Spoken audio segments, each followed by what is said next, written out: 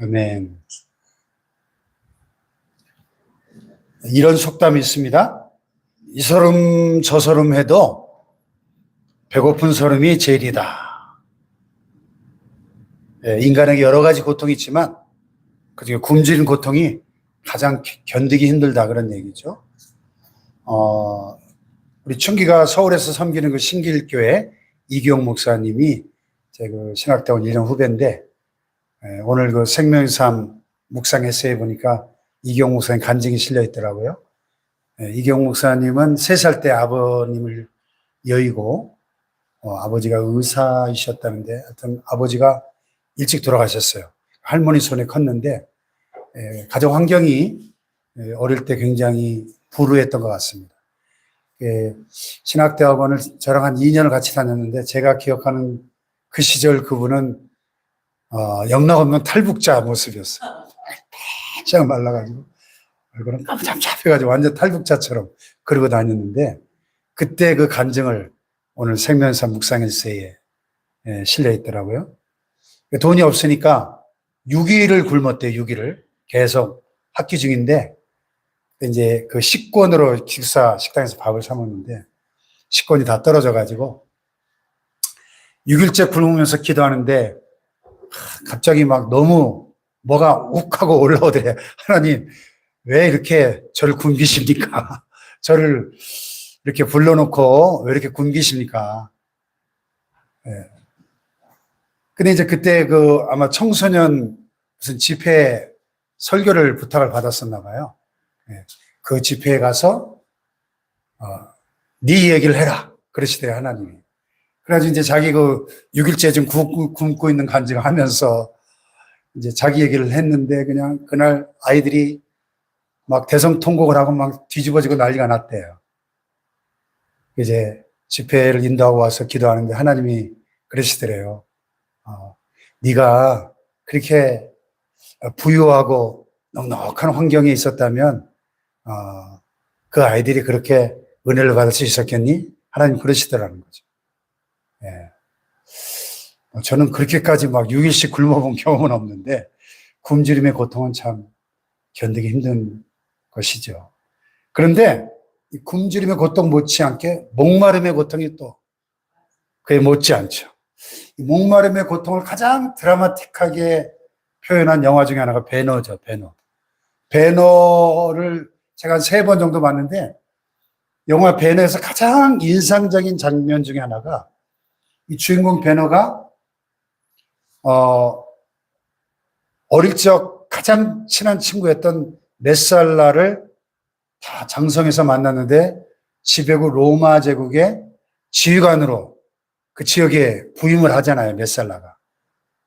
어릴 적 친구였는데 이제는 적대국의 장교로 만난 거죠.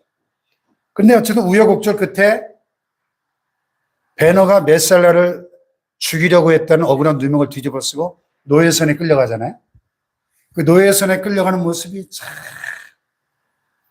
아주 리얼하게 묘사됩니다. 죄수들이 밧줄로 그냥 굴비 엮듯이 줄줄이 엮여가지고 끌려가는데 햇볕이 뜨겁게 장렬하는 그 유대 광야를 지나가는 장면이 나옵니다.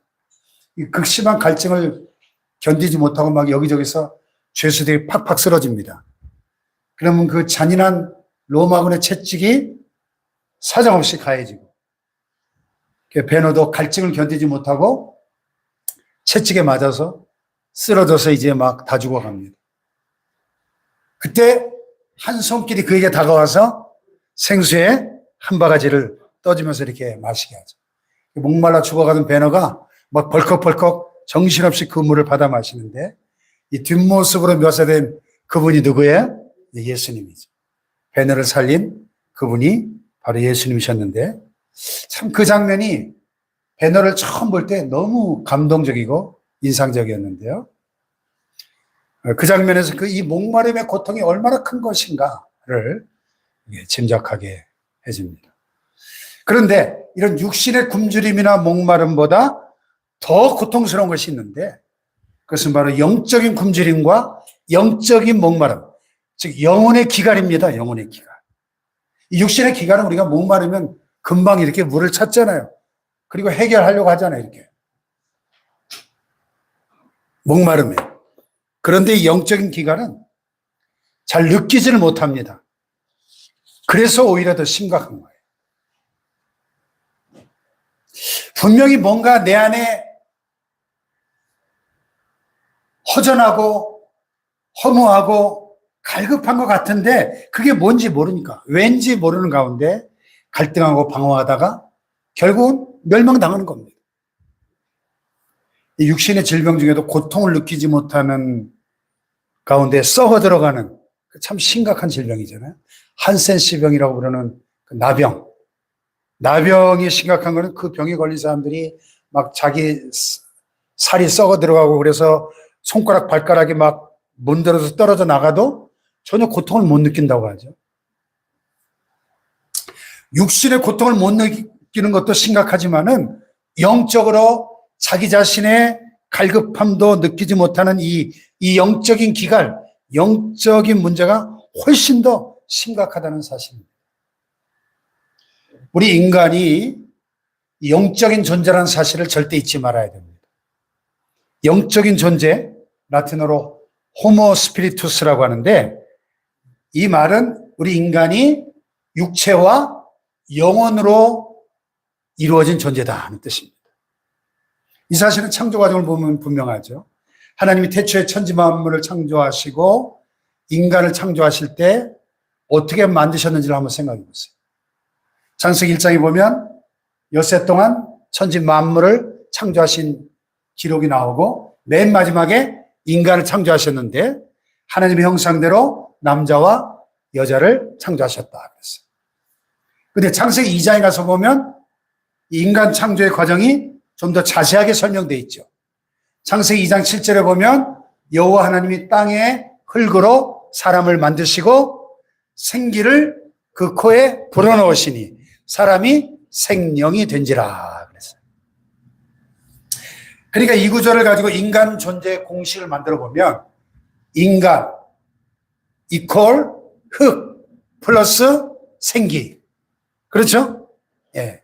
다시 말해서 인간은 육체 플러스 영혼. 이런 공식이 성립되는 거예요. 인간은 육체 플러스 영혼 이퀄 생령, living soul. 살아있는 인간, 진정한 인간은 육체와 영혼으로 이루어진 존재라는 거죠. 아멘. 아멘. 그러니까 인간이 흙으로 빚어져 가지고 코에 하나님이 후 하고 생기를 불어넣어서 살아있는 육체와 영혼을 가진 존재가 되었다 하는 것입니다. 그렇게 영혼이 육체와 연합된 상태로 살다가 육체의 수명이 닿으면 죽게 되는 거죠. 성경은 육체의 죽음을 이렇게 설명합니다. 전도서 12장 7절에 보면 흙은 여전히 땅으로 돌아가고 영은 그것을 주신 하나님께로 돌아가기 전에 그리하라 이런 말씀입니다. 그러니까 이 육체와 결합되어 있던 이 영혼이 육체로부터 분리되는 것이 곧 육체의 죽음이죠. 분리된 육체는 흙에서 왔으니 흙으로 돌아가고 영혼은요 하나님께로 왔으니 하나님께로 돌아가 내세로 들어가는 겁니다. 그래서 영혼은 불멸의 존재인 것이죠. 아멘. 그러니까 인간의 육체도 중요하지만 영혼이 훨씬 더 중요한 거죠. 아멘. 신앙생활이 뭐냐? 바로 그 영혼의 중요성을 알고 그 영혼의 하나님의 은혜를 받으며 사는 것입니다. 할렐루야. 그럴 때 인생이 행복할 수 있고 험한 세상에서 당당하게 승리할 수 있는 것입니다. 그러니까 무엇보다 영혼이 풍요로워져야 우리의 인생이 진정한 행복을 누리게 됩니다. 아멘. 할렐루야. 아멘. 영혼이 풍요로워야지 빈곤해지면 큰 문제가 아닐 수 없습니다. 아멘. 그래서 인생의 가장 심각한 문제가 뭐냐? 죄로 인해서 하나님 관계가 단절되어 버린 영적 죽음. 이고요. 그 다음으로 심각한 문제가 하나님으로부터 은혜를 받지 못하는 영적인 빈곤, 영혼의 기갈이에요.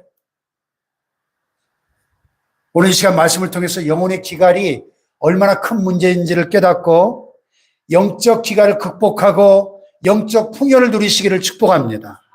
그래서 항상 행복한 신앙생활 하시고 어떤 상황에서도 승리하시기를 축원합니다. 오늘 본문의 역사적 배경을 보면 BC 8세기경 남북 분열왕국 시대 북이스라엘 왕국입니다.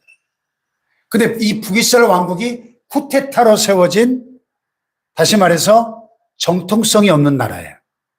왜? 정치적으로나 종교적으로나 또 모든 주도권이 남유다에 빼앗기고 있었어요.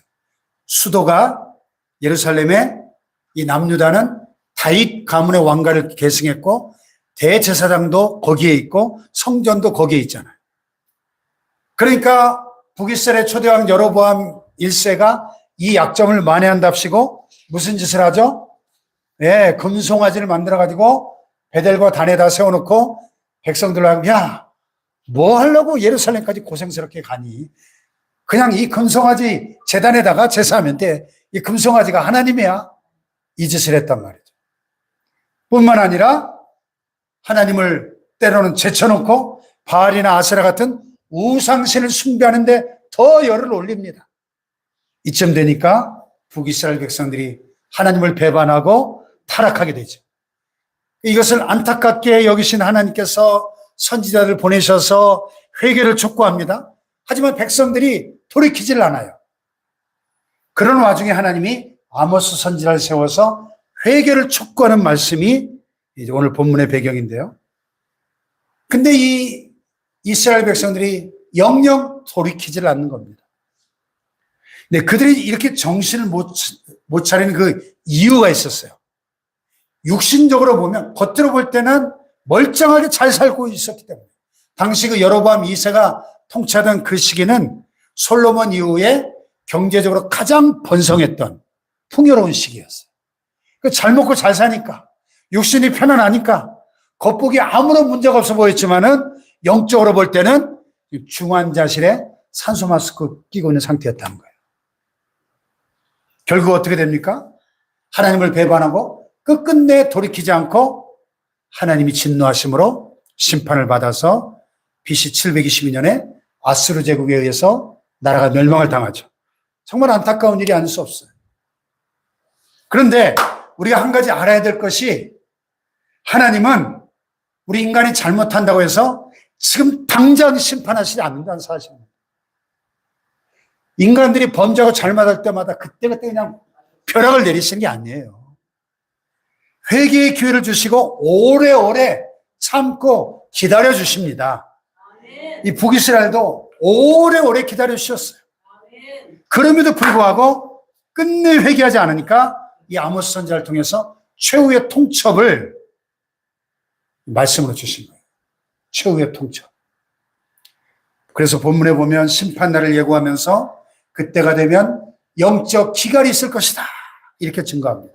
영적 기갈, 이것이 바로 하나님이 내리시는 최악의 저주다 하는 거예요. 심판날에 멸망을 당하는 이유가 뭐냐? 영적 기갈 때문이라는 거예요. 직접적으로는 아수르 제국의 군사들이 쳐들어와 가지고 멸망당하는 것 같지만은 더 근본적으로 영적으로는 영적 기갈 때문에 나라가 망하는 것이라는 것입니다. 사실 인생 만사는 영적인 데서 비롯되는 겁니다. 영적으로 잘못되면서 결국은 삶의 현실에서 온갖 비극적인 일들이 일어나는 거예요. 그래서 이런 공식대로 되는 겁니다. 영적 타락, 도덕적 타락, 현실의 실패, 그리고 결국은 멸망. 한번 따라해 볼까요? 영적 타락, 도덕적 타락, 현실의 실패, 멸망. 이 공식대로 가는 거예요.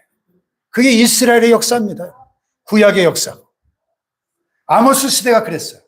영적으로 하나님을 배반하고 타락하면서 도덕적으로도 몹시 타락합니다. 정의와 공평이 무너져 버렸습니다. 상류층들은 평민과 가난한 자들 억압하며 착취했습니다. 더 이상 참을 수가 없었던 하나님이 최후 통첩을 하셨는데 그게 오늘 본문 말씀이에요. 자, 11절을 볼까요? 11절 시작. 여호와의 말씀이라 보라 나의 이르시라 내가 이들을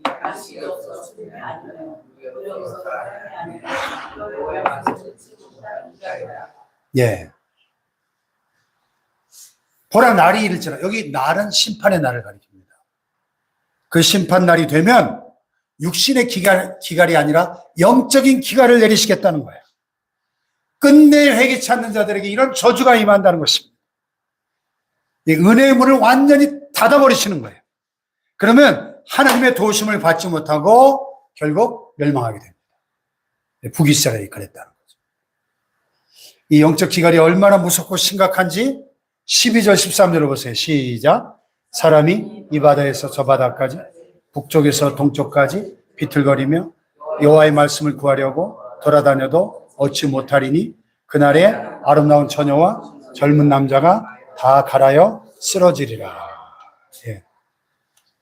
하나님의 말씀을 받아야 살 텐데 동서남북 이 바다에서 저 바다 끝까지 아무리 찾아 헤매도 구할 수가 없는 거예요. 아름다운 처녀와 젊은 남자. 그러면 가장 혈기왕성한 사람들인데도 여기저기 찾아다녀도 말씀을 구할 수가 없다는 거예요. 왜? 이미 은혜 통로가 완전히 다 막혀버렸기 때문에. 여러분, 이게 정말 무서운 겁니다. 그래서 우리가 평소에 하나님의 말씀을 가까이 하고 은혜를 받는 것이 정말 중요한 것입니다. 보라, 지금은 은혜 받을 만한 때요. 보라, 지금은 구원의 날이로다. 은혜 받을 만한 때 은혜를 평소에 잘 받는 게 중요합니다. 할렐루야. 하나님 멀리하고 세상에 푹 빠져 살다 보면 나중에는 돌이킬 수 없는 영적 기갈의 상태에 빠지는 거죠. 처음에는 하나님이 기다려 주십니다. 여러 가지 고난을 통해서, 때로는 사고를 통해서, 또 주변 사람들을 통해서, 때로는 이 강단에서 선포되는 말씀을 통해서 회개를 촉구하시는데 끝내 듣지 않고 깨닫지 못하고 돌이키지 않고 회개하지 않으면 어느 순간 은혜의 통로가 탁 막혀버립니다. 네. 그 다음에 진짜 큰일 나는 거죠. 나중에 다급해져가지고 아무리 하나님을 찾아도 응답해 주시지 않습니다. 그러니까 또 우상을 찾아다니고 점쟁이를 쫓아다니고 세상에 호소해 봅니다. 다 그래봤자 헛수고예요. 헛일입니다. 북이스라엘이 그랬어요. 멸망하게 되니까 그제서야 하나님을 찾고 울부짖고 난리법석을 피우지만 때는 이미 늦었습니다. 여기 14절을 보세요. 14절 시작. 사마리아에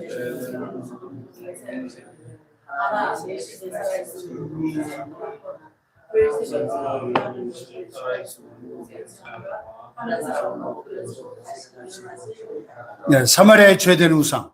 사마리아는 북이스라엘 수도였죠. 그곳에 아주 우상들이 득실거렸어요. 또 다는 북이스라엘 최북단 도시죠. 예, 거기에 금송아지 우상이 세워져 있었죠. 브엘세바는 최남단의 도시죠. 예, 그러니까 이 우상으로 가득했던 그 우상의 소굴들. 그런데 심판의 때가 되니까 아무리 그 우상신을 불러봐도 소용이 없었다는 겁니다. 북이스라엘이 아수르에게 멸망당할 때 그러했습니다. 절체절명이 위기에 차니까 그들이 하나님을 찾고 난리를 피웠지만 소용이 없었다는 거예요. 하나님이 그들의 그 바락과 같은 거짓 기도를 듣지 않으셨습니다. 이런 비슷한 사건이 사무엘상 28장에 나오는데 사울 왕이 죄 없는 다윗을 핍박하고 죽이려고 수십 년을 쫓아다녔잖아요. 그러다 마지막에 어떻게 됩니까? 미쳐 돌아가죠. 하나님의 영이 떠나고 나니까 악신이 들려가지고 악령이 막 그를 괴롭히니까 그의 상태가 점점 악화됩니다. 그러던 와중에 블레셋이 침공에 들어오려고 하니까 심각성을 감지한 바울이 두려워 벌벌 떨며 하나님께 그제서야 기도했지만 아무 응답이 없습니다. 평소에 하나님을 거역했던 그에게 이미 은혜의 문이 닫혀버린 거예요. 다급한 나머지 누굴 찾아가요? 엔돌의 신접한 여인, 무당을 찾아온 겁니다. 왕의 체면이 있으니까 변장하고 왔지만 들통이 나죠. 아무 효험도 없이 전쟁터에서 죽을 것이라는 충격적인 예언을 듣게 됩니다. 그리고 정말 그 전쟁에서 비참하게 전사합니다. 하나님을 멀리하고 불순종하고 세상과 짝하고 우상 숭배에 빠지는 인생의 비극적인 결말인 것입니다. 아멘. 그렇습니다. 인간이 자기 힘으로 살아가는 것 같지만 하나님의 은혜 아니면 살 수가 없는 거예요. 은혜 아니면 되는 일이 없는 겁니다. 하나님이 함께 하시고 도와주시면 될 일도 되고 안 될 일도 됩니다. 그런데 은혜가 떨어지면 하나님이 도와주시지 않으면 될 일도 안 되고 안 될 일도 안 돼요. 네. 아멘 합시다. 그래서 그걸 깨달은 솔로몬이 시편 127편에서 노래했잖아요. 여호와께서 집을 세우지 아니하시면 세우는 자의 수고가 헛되며 여호와께서 성을 지켜주지 아니하시면 파수꾼의 경성함이 허사로다. 너희가 일찍 일어나고 늦게 누우며 수고의 떡을 먹음이 헛되다 그랬어요. 아멘. 훗날에 학개 선지자도 학개 1장 6절에 이렇게 증거했습니다. 너희가 많이 뿌릴지라도 수확이 적으며 먹을지라도 배부르지 못하며 마실지라도 흡족하지 못하며 입어도 따뜻하지 못하며 일꾼이 삭슬 받아도 그것을 구멍 뚫어진 전대에 넣은 것 같다. 아니 아무리 돈을 벌면 뭐예요? 구멍 뚫린 지갑에다 아무리 돈 집어넣는 거 밑 빠진 독이 물 붓기예요. 그렇지 않습니까? 앞으로 남고 뒤로 미치는 거예요. 은혜가 아니면 하나님의 은혜가 아니면 우리 인간이 아무리 힘쓰고 했어도 허사가 된다는 것입니다. 아멘. 그러므로 우리 인간은 하나님의 말씀을 들어야 삽니다. 말씀은 영혼의 양식입니다. 육신의 양식도 중요하지만 영혼의 양식은 훨씬 더 중요한 것입니다. 할렐루야. 예수님이 그랬잖아요. 마귀에게 이 떡이 돌이 되게 하라 그러니까 사람이 떡으로만 사는 것이 아니요 하나님의 입으로 나오는 모든 말씀으로 살 것이니라. 아멘. 우리가 하나님의 말씀을 통하여 영적 풍요를 누릴 수 있는 것입니다. 하나님은 말씀을 통해 우리를 만나주시는 거예요. 성령님도 말씀을 통해 역사하십니다. 그래서 하나님 말씀을 가까이 하면 하나님의 은혜가 임하는 것입니다. 치유와 회복과 형통의 역사가 나타나는 거예요. 시편 기자가 119편에 이 하나님의 말씀을 통해 하나님의 은혜를 체험하는 게 얼마나 좋았던지 이렇게 노래하죠. 주의 말씀의 맛이 내게 어찌 그리 단지요 내 입에 꿀보다 송이꿀보다 더 답니다. 여러분 꿀 얼마나 달아요. 근데 하나님 말씀의 맛이 그 꿀송이보다 달다는 거예요. 할렐루야.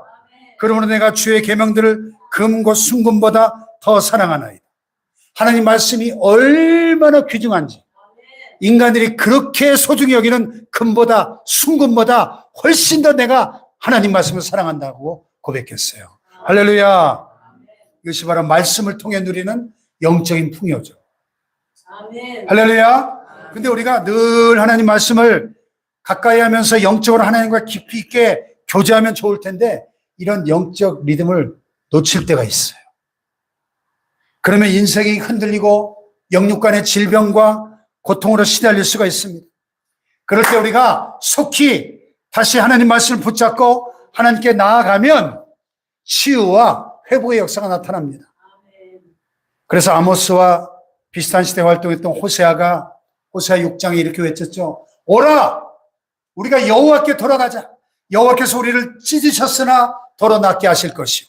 여호와께서 우리를 치셨으나 싸매어 주실 것입니다. 여호와께서 이틀 후에 우리를 살리시며 셋째 날에 우리를 일으키시리니 우리가 그의 앞에서 살리라. 할렐루야. 네.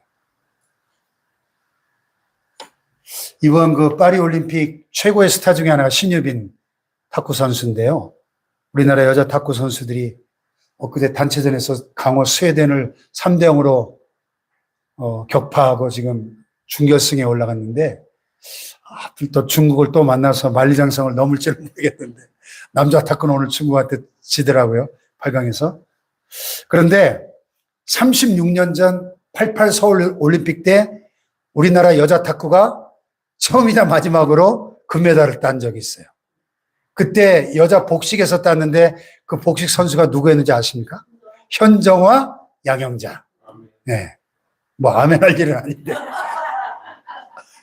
그런데요, 그 양영자 선수가 참 대단해요. 현재 대한체육회 꿈나무 탁구 감독으로 활동하는데 WEC 웨크라고 하는 국제선교회 소속 선교사로 15년 동안 몽골에 가서 선교 사역을 했고요. 귀국한 후에 화성에 양형자 탁구 클럽을 개설하고 탁구 선교 헌신하는데 그녀의 간증을 들어보면 이 하나님 말씀이 얼마나 놀라운지, 그가 탁구 인생의 정점에 올라섰을 때 갑작스럽게 선수 생활에서 은퇴하고 친정엄마가 소천하면서 이런 일들이 겹치면서 정신적인 충격으로 조울증에 걸리게 됩니다. 그리고 고통의 시간을 보내면서 체중이 10kg 이상 늘어나고 거식증과 대인기피증에 시달리게 됩니다. 모태신앙인으로서 선수 시절에 질병과 부상으로 고생하면서도 기도로 당당하게 승리했던 양형자 선수였지만은 이런 인생의 깊은 고난의 수렁에 빠져서 어찌할 바를 몰랐습니다. 그러는 중에 주변의 성도들의 도움과 말씀 묵상을 통해서 회복되기 시작하고 요양차 인도네시아에 갔다가 좋은 사람을 만나서 도움을 받다가 그와 결혼하면서 완전히 회복이 됩니다. 모태신앙으로 평생 교회에 다녔지만은 살아계신 하나님을 만나는 경험이 없었는데 하나님을 1대1로 깊이 만나게 된 겁니다. 할렐루야. 그래서 몽골 선교를 마치고 귀국해서 탁구 선교사로 기쁨과 감사의 삶을 이어가고 있는데, 그리고 이렇게 고백합니다. 예수님은 나의 전부이십니다. 다 같이 예수님은 나의 전부이십니다. 할렐루야. 그렇습니다. 여러분, 우리 인간은 영혼을 가지고 있기 때문에 그 영혼은 오직 예수, 오직 하나님으로만, 하나님 한 분만으로만 만족할 수 있는 거예요. 할렐루야. 마치 어린아이에게 엄마를 대체할 수 있는 게 없듯이 말이에요. 어린아이는 기승전 결국 엄마예요. 네. 할아버지 할머니가 아무리 잘해줘도 결국은 엄마를 찾습니다. 저놈도 어젯밤에 약속해놓고는 밤에 자려고 하니까 아빠 엄마 보고 싶어. 엄마 보고 싶어. 재우려고 하니까. 기승전 결국 엄마예요. 아이들은. 네. 그래서 우리 영혼도 기승전 결국 하나님입니다. 예수님인 거예요. 할렐루야. 그러므로 하나님께 돌아와야만 살 수 있는 겁니다. 하나님께 돌아와야 문제가 해결됩니다. 인생을 살다가 답답한 문제나 상황에 처할 때 즉시 하나님께로 나와야 됩니다. 할렐루야. 말씀 가운데 살아계신 하나님을 만나야 돼요. 눈 녹듯이 모든 문제가 해결되는 하나님의 회복의 역사를 체험하게 될 줄로 믿습니다. 더 중요한 것은 평소에 말씀을 통해서 늘 하나님을 가까이 하는 것입니다. 아멘. 그러면 혹시 어려운 상황이 닥쳐와도 수월하게 넘어가요. 수월하게. 시편 1편에 보니까 복 있는 사람을 이렇게 묘사합니다. 복 있는 사람은 악인들의 꾀를 따르지 아니하며 죄인들의 길에 서지 아니하며 오만한 자들의 자리에 앉지 아니하고 오직 여호와 율법을 즐거워하여 그 율법을 주야로 묵상하는도다. 시냇가의 신나무가 철 따라 열매를 맺으며 그 잎사귀가 마르지 아니함 같으니 그가 하는 모든 일이 형통하리로다. 할렐루야. 복 있는 사람. 가장 중요한 특징은 여호와의 율법을 즐거워하여 주야로 그 말씀을 묵상하는 자입니다. 할렐루야. 그래서 그가 하는 모든 일이 형통한다는 거예요. 성경적인 형통은 아무런 고난이 없다는 뜻이 아니에요. 고난이 있어도 극복하고 승리한다는 뜻입니다. 할렐루야. 마치 극심한 가뭄이 와도 시냇가에 심겨진 나무는 뿌리를 그 시냇가에 내리고 있기 때문에 그 잎이 시들지 않고 청청하고 철 따라 열매를 맺는 것과 같은 원리인 것입니다. 할렐루야. 그 요한 3서 1장 그 유명한 말씀도 동일한 원리를 가르쳐 주잖아요. 사랑하는 자여 내 영혼이 잘됨 같이 내가 범사에 잘되고 강건하기를 내가 간구하노라. 영혼이 잘되는 게 뭐예요? 하나님 말씀 안에서 하나님과 바른 관계를 맺고 하나님과 동행하면서 영적인 풍요를 누리는 게 영혼이 잘되는 거죠. 할렐루야. 그러면 범사가 잘되고 육신도 강건해진다는 겁니다. 이걸 가리켜 삼통의 원리라. 삼통. 삼통이 뭘까요? 신통하면 인통하고 인통하면 물통한다. 들어보셨나요? 한번 따라해 보세요. 신통하면 인통하고, 인통하면 물통한다. 아멘? 신통, 인통, 물통. 신통, 방통이 아니고 신통, 인통, 물통을 기억하십시오. 신통, 하나님과의 관계가 좋아지면, 인통, 인간관계도 좋아지고, 인간관계가 좋아지면 물통, 물질관계도 좋아지는 법이에요. 할렐루야. 많은 사람들이 만사형통, 만사형통 원하지만 왜 만사형통하지 못한가? 영적인 문제부터 풀어야 되는데 이게 안 돼 있는 거예요. 영적인 문제가 먼저 영적으로 잘 풀려야, 하나님과 바른 관계를 회복해야 만사형통 되어야 만사형통 하는 거예요. 할렐루야. 네. 미국의 농학자 조지 워싱턴 카버 박사 간증인데요. 조지 워싱턴 카버 박사의 별명은 땅콩 박사예요. 땅콩 박사. 이 조지 워싱턴 카버 박사는 본래 노예 출신이에요. 흑인이에요. 당시 미국 남부의 노예제대로 흑인 노예가 할 수 있는 게 아무것도 없었습니다. 게다가 부모를 일찍 여의고 고생문이 활짝 열렸어요. 근데 다행히 신실한 주인의 배려로 자유의 몸이 됩니다. 그리고 극적으로 농과대학에 진학을 합니다. 당시 흑인들이 할 수 있는 건 목화재배뿐이었어요.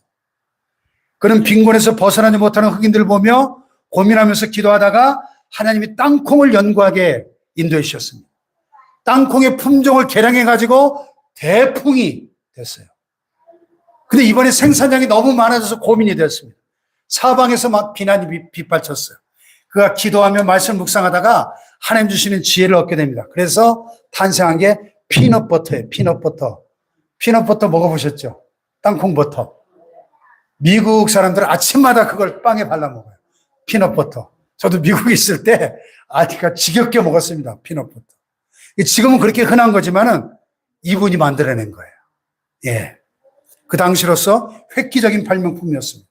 이런 식으로 하나둘 땅콩을 재료로 해서 비누, 샴푸, 페인트, 막 숱한 발명품을 300개를 만들어냅니다. 대성을 하게 됩니다. 그의 성공 비결이 뭐냐? 기도와 말씀 묵상이에요. 매일 아침마다 이른 아침에 숲속을 거닐면서 하나님과 영적 교제를 나누다 보면 그때마다 하나님이 지혜를 주셨다는 거예요. 이것이 바로 말씀을 통해 영적 풍요를 누리는 사람의 형통인 것입니다. 할렐루야. 여러분, 영육간에 지치기 쉬운 계절이지만 영혼을 위하여 말씀을 묵상하는 삶을 생활하시기를 축복합니다. 우리에게 문제가 있다면 오직 한 가지예요. 영혼의 기갈인 것입니다. 우리 영혼이 풍요로워지면 모든 문제가 해결되는 것입니다. 그리고 형통하게 되는 거예요. 안타까운 거는 홍수 때 마실 물이 없다 그러잖아요. 마찬가지로 오늘날 이 지식과 정보의 홍수 시대, 이 인간이 가진 이 지식과 정보가 지금 거의 며칠에 한 번씩 지금 AI 때문에 더블로 막 엄청나게 폭발하고 있거든요. 그리고 또 설교의 홍수 시대잖아요. 유튜브 들어가 보면 그냥 전 세계의 모든 설교자들의 설교가 다 떠 있어요. 그런데 나를 살리는, 내 영혼을 살리는 진정한 하나님의 말씀은 희귀하다는 사실이에요. 홍수 때 마실 물이 없는 것처럼. 무엇보다 내가 직접 성경을 읽고 묵상하면서 성령님의 가르침을 받아야 돼요.